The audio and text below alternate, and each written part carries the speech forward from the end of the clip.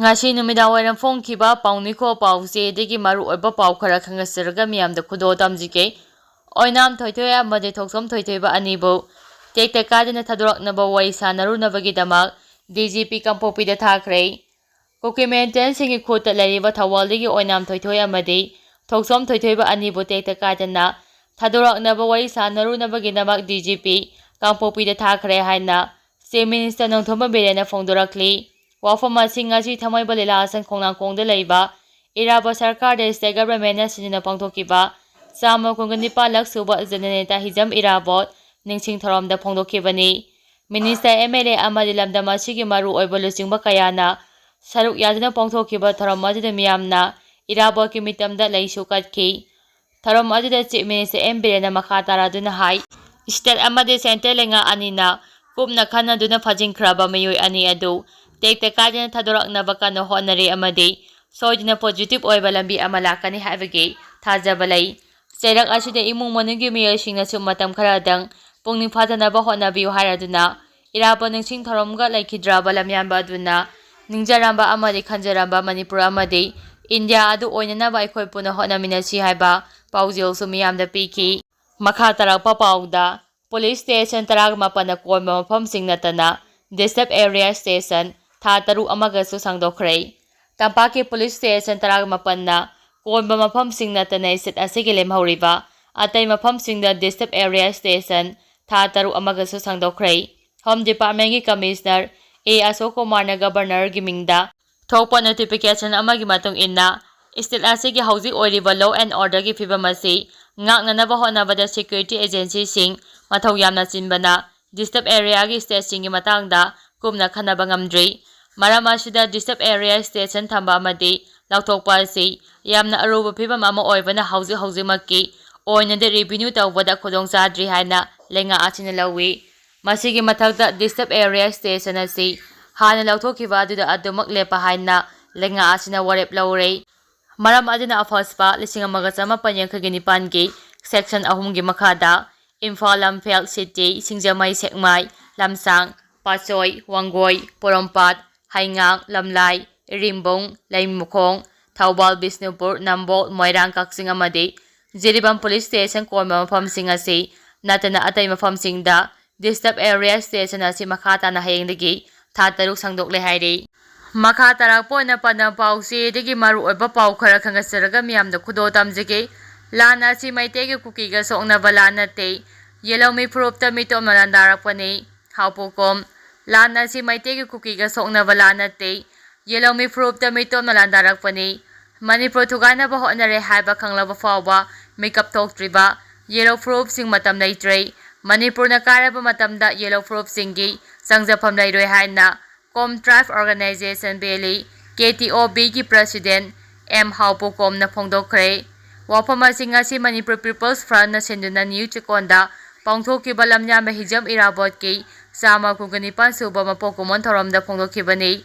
thorom ajuda KTOB gi president Haopu Kom na hai apumagi saktam thugaiba pamba miyoisingda yellow phurup singna kigedaba natte Manipur karbada lamdam asida leiriba yellow phurup macha singna hena phibam sokani haiki mahang na hai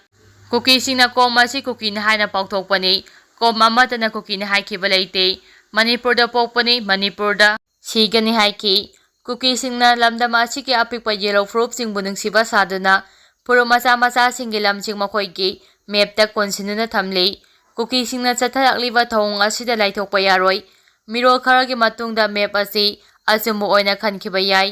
komgi ipa ipu singi haktaktegi phurup asina khundaramba mafong kaya ngasidi kuki singna konsinggibana kom phurup ki miyoi kaya singda laifam lairiktabadagi tamyada khundaduna lairakli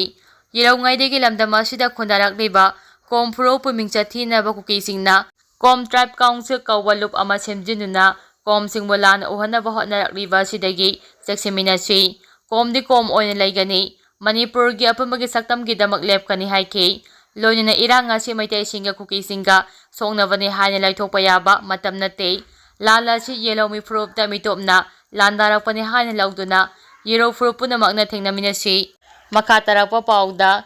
naha ani thadoraknaba Union Home Minister da taksinggadabani ibobi kuki maintain singna tha asigi kungani pandagi ngasi phawba phajinana thamliba nupa macha ani asi athuba matamda thadoraknaba Yelhoumi ministerda taksimba mathau tai haina CLP gi luchingba Okram Ibobina phongdokhrei Jananeta Hijam Iraba Celebration Committee na sinuna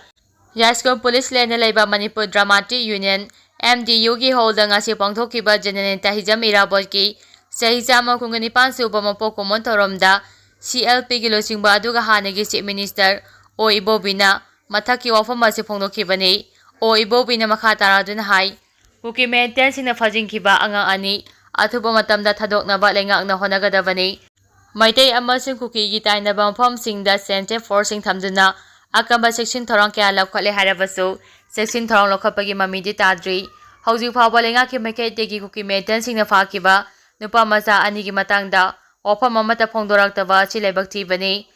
thorom aduga mai lenina Oibobina Jananeta Hijam Irabona miyamgi damakta loromba thauda ngasigi hawrakliba mirolna khangba mathau tai haiba wafam chu thamki ngasigi thorom aduda saru yakiba singna Jananeta Hijam Irabo ki photoda laikatuna ikai khumna botki makha tarak poina kanglaipa camera gi pause degi maru oiba pau khara khangasaraga miyamda khudo tamjige phajinuna thamliba na ani thado hanba ngamdrabadi DGP amadi security advisor nafi yomlaga nambo poraga Manipur dagi hankro hadina miyamgi akanba ihau lakpa yai nanduluang haukiba September kungani panda army gi SSC recruitment lili ama yawba jakiba naha ahumgi manungda ama kalaga ani amana phajinuna hostess ona thamlaga hauzik phawba thadoraktaba asida bar lengangna yengduna leiba asi yamna chawkhataba thakras ki rajniti gi game amani haina amukogi president nanduluang na phongdokhrei wafam asi All Manipur United Craft Organization amuko amadi thamaiban United Craft JUC ko khusamnaraga chama kungani palak suba Hijam Iraba mapokumon tharam ngasi thamaiban harausingda pangthopagi tharomda amuko gi president nandoluwang na makata na phongdokibani housing naha ani phajina thamliba asida Assam Rifles amadi Kangpokpi district ki SP ki asawa thodang lawduna athuba matamda thado anaba honagadabani September kungani padagi naha ani bo phajina thamlaga makhoi bo thadoke hajina gabar torakliba asi yamna maram chade criminal oiraba bara samgidan amadi aina yadaduna hauji jailda thamliba loinena mahaki matakta bija chatharaba kuki gi miyoi amabu thado habata natana sajiwa jailda lariba kuki bondi mayam ama thado hajina demand torokliba si maram chade masi bara samgidangi matakta wanganglakpani masida natana sarkarna yengduna lariba si chumde oiriba phiba masida security advisor oibata natana unified command gi chairman oiriba Kuldipna Manipurda lariba security force na maru oina Manipur police da akama instruction piduna phajinuna thamliba naha ani asi thado handuna makhoi gi punsi kannaba hona driva asi yamna lali haiki mahangna makhata na hai tholiba thaudo asi India macha ama Myanmar da phajinuna thambada barat lengang na mathau pangthopa ngamdaba adunate India gi state ama oiriba Manipur manungda Manipur macha ani phajinuna thamliba asi Manipur da lariba army singna loina khangi na ani phajina thamliba mafam ase center force kanglibani loina manakna pa mafam singda AR na koisinna lariba ngaktani aduna phajina thamliba meitei macha na ani gi punsida phadanungda tholakpa darabadi Manipur da Assam Rifles amadi center forcing laiba yaro habagi akamba ihau Manipur miyam dagi lakpa yai habasi Assam Rifles na no toksimbiu loina security advisor ase Manipur da phamba mathau dadrei ma ke advice ase mi halanbra mi sianbra nan Manipur da laibiraganu nafi yumlaga nambo poraga Manipur da hankro haina lebak miyamgi phirep ama lawrakpa yai